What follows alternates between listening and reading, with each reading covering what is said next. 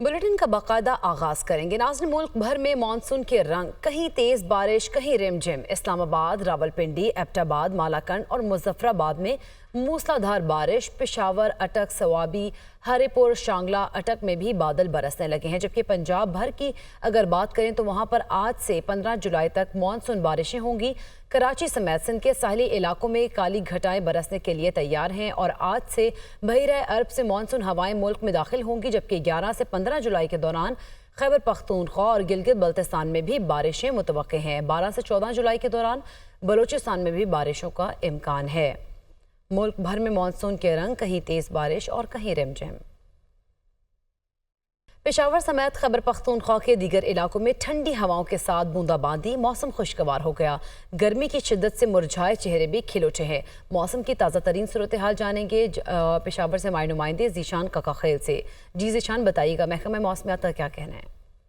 जी बिल्कुल, पेशावर समेत खैबर पख्तूनख्वा के मुख्तलिफ इलाकों में सुबह से ही कहीं पर तेज़ तो कहीं आहिस्ता बारिश शुरू हो गई है, जिसकी वजह से मौसम काफ़ी ज़्यादा खुशगवार हो गया है और जो गर्मी के सताई शहरी थे उनके चेहरे जो है वो खिल उठे हैं और आसमान पर भी काले बादल छाए हुए हैं और आसमान जो है वो बरसने के लिए तैयार है। महकमा मौसमियात ने आने वाले पीर के रोज़ तक जो है बारिश और बूंदाबांदी बरसने की जो है वो पेशगोई की है और यही कहा है कि पीर के रोज़ तक बारिश होने का इम्कान ज़ाहिर किया गया है। साथ ही साथ में महकमा मौसमियात ने और PDMA ने एहतियाती तदाबीर भी अपनाने की हिदायत जारी की है, क्योंकि ज़्यादातर जो बालाई इलाके हैं वहाँ पर यह कहा गया है कि लैंडस्लाइडिंग और नदी नालों में तुग़यानी का खदशा है, इसलिए एहतियाती तदाबीर को अपनाया जाए। इस वक्त जो है न सिर्फ पेशावर का मौसम काफ़ी ज़्यादा खुशगवार है, ठंडी ठंडी हवाएं चल रही है, बारिश जो है वो हो रही है और जो शहरी है वो काफ़ी ज़्यादा खुश दिखाई दे रहे हैं। जी, कराची में मतला अबर आलूद मौसम गर्म और मरतूब रहने का इम्कान। शहर में समंदरी हवाएं बहाल न हो सकी। हब्स की सूरत हाल भी बरकरार है। आज भी शहर क़ायद के मुख्तलिफ इलाकों में बूंदाबांदी का इम्कान है। मज़ीद तफसीलात जानेंगे अली मेहदी से। जी अली, बताइएगा। जी बिल्कुल, महकमा मौसमियात की जानिब से कराची समेत सिंध के साहिली इलाकों में आज भी हल्की बारिश की पेशगोई की गई है, जिससे शहरियों में खुशी की लहर दौड़ गई है। ताहम महकमा मौसमियात के मुताबिक शहर में आज मौसम जज़वी अबर आलूद, गर्म और मरतूब रहने का इम्कान है। शहर में इस वक्त तक 31 डिग्री सेंटीग्रेड दर्जा हरारत रिकॉर्ड किया गया है। महकमा मौसमियात के मुताबिक आज शहर में ज़्यादा से ज़्यादा 36 डिग्री सेंटीग्रेड तक रहने का इम्कान है। शहर में समंदरी हवाएं न चलने के बाइस हब्स की सूरत हाल है, जबकि हवा में नमी का तनासब 88% तक रिकॉर्ड किया गया है। वाज़ह है कि गुज़िश्ता रोज़ शहर में सबसे ज़्यादा बारिश सरजानी टाउन के इलाके में 58 मिलीमीटर तक रिकॉर्ड की गई थी।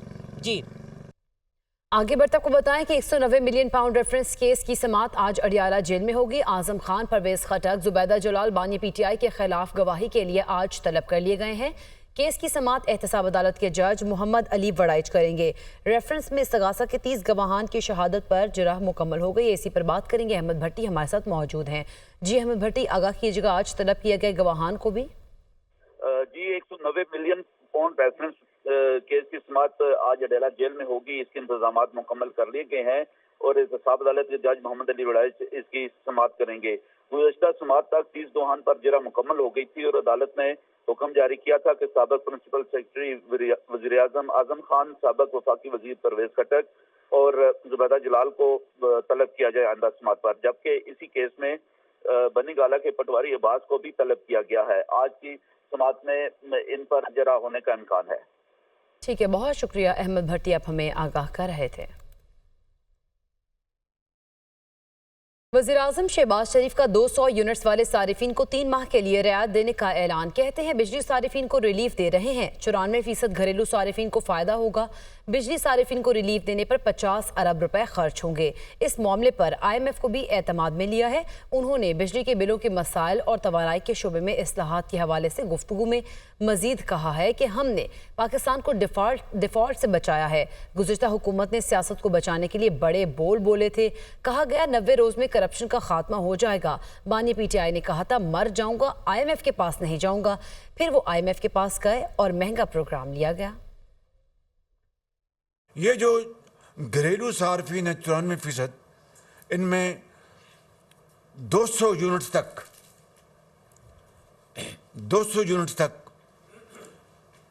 ہم ان کو رعایت دے رہے ہیں 3 مہینے کے لیے، جولائی، اگست، سپٹمبر، اور پھر اکتوبر میں موسم بہتر ہو جاتا ہے تو یقیناً یہ بجلی کی جو استعمال ہے وہ بھی کم ہوتا ہے۔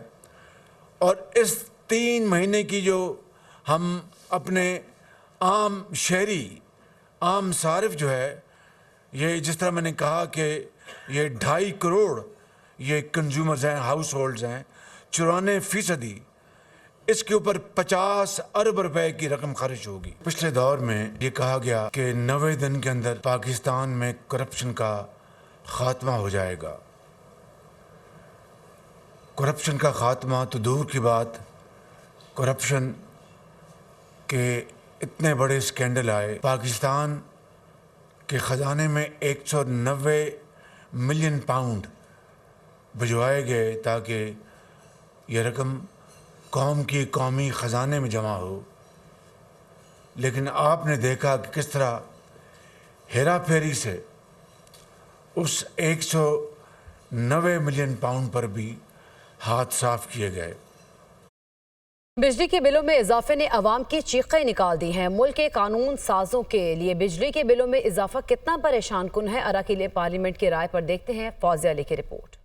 گرمی اور مہنگائی کے ستائے عوام کے لیے بجلی کے بل پریشانی کا باعث بن رہے ہیں۔ کیا بجلی کے بلوں میں ہوشربا اضافہ ملک کے قانون سازوں کے لیے بھی کوئی پریشانی کا باعث ہے؟ آئیے انہی سے جانتے ہیں۔ جب اس طرح کے بل آتے ہیں تو ہم سب سے پہلے اپنا غصہ اپنے گھر والے پہ اتارتے ہیں کہ میک شیور کیا جائے کہ لائٹیں بند ہونی چاہیے، پنکھا بند ہونا چاہیے، اے سی تو دور کی بات ہوتی ہے۔ اتنی شدید گرمی میں ہم اے سی کوشش کر رہے ہیں کہ نہ چلے، کوشش کرتے ہیں کہ جو ہے وہ 2 لوگ ہیں تو ایک ہی کمرے کے اندر لائٹ اور پنکھا چلے۔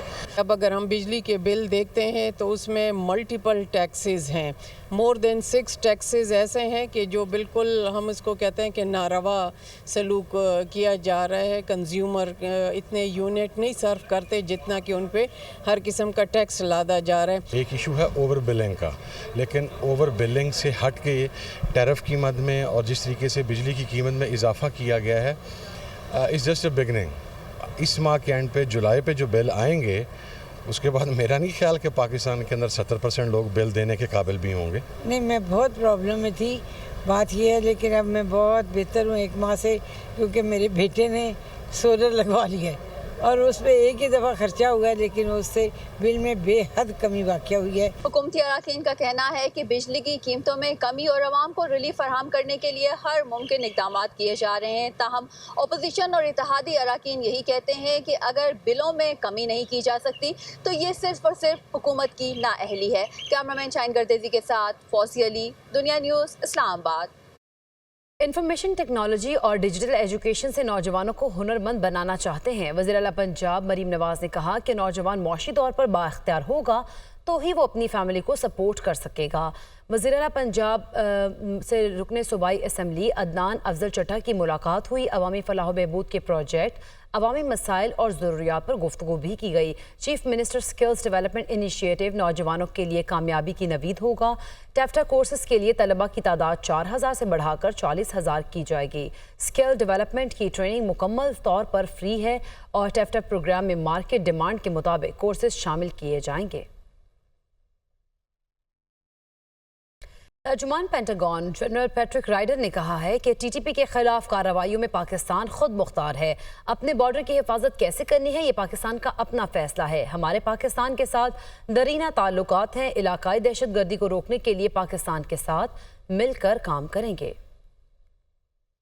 امریکہ طالبان کی حمایت کرتا ہے، نہ کوئی فنڈنگ کرتا ہے۔ ترجمان امریکی محکمہ خارجہ میتھیو ملر کہتے ہیں کہ انسداد دہشت گردی کے لیے امریکہ پاکستان کے ساتھ ہے۔ پاکستانی عوام نے دہشت گردوں کے ہاتھوں بہت نقصان اٹھایا ہے۔ علاقائی سلامتی کو لاحق خطرات سے نمٹنے میں مشترکہ دلچسپی رکھتے ہیں۔ پاکستان کی عسکری صلاحیت کو بڑھانے کے لیے باقاعدہ بات چیت جاری ہے۔ اور ناظرین، شمالی وزیرستان میں سیکیورٹی فورسز کے آپریشن میں 2 دہشت گرد ہلاک ہو گئے، جبکہ فائرنگ کے شدید تبادلے میں پاک فوج کا ایک کیپٹن بہادری سے لڑتے ہوئے شہید ہو گیا۔ شہید محمد اسامہ بن ارشد کی نماز جنازہ چکلالہ گیریزن میں ادا کر دی گئی، جس میں وزیر اعظم، وفاقی وزراء اور آرمی چیف نے بھی شرکت کی۔ اسلام آباد سے رپورٹ دیکھیے۔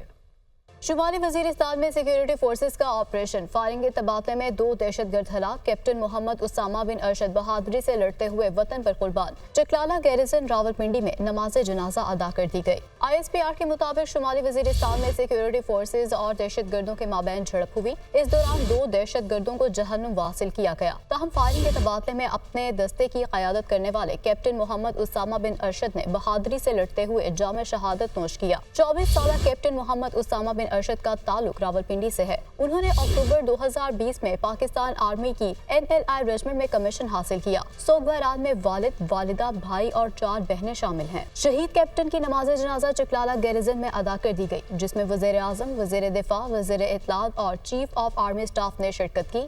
اس موقع پر وزیر اعظم شہباز شریف بولے کہ یہ قربانیاں دہشت گردی کو شکست دینے کے لیے ہمارے عزم کو مزید مضبوط کرتی ہیں۔ قوم دہشت گردوں اور ان کے سہولت کاروں کے خلاف مضبوطی سے کھڑی ہے۔ ملک دشمنوں کو کثیر الجہتی حکمت کے ذریعے شکست دی جائے گی۔ شہید کیپٹن کو آبائی علاقے میں پورے فوجی اعزاز کے ساتھ سپرد خاک کیا جائے گا۔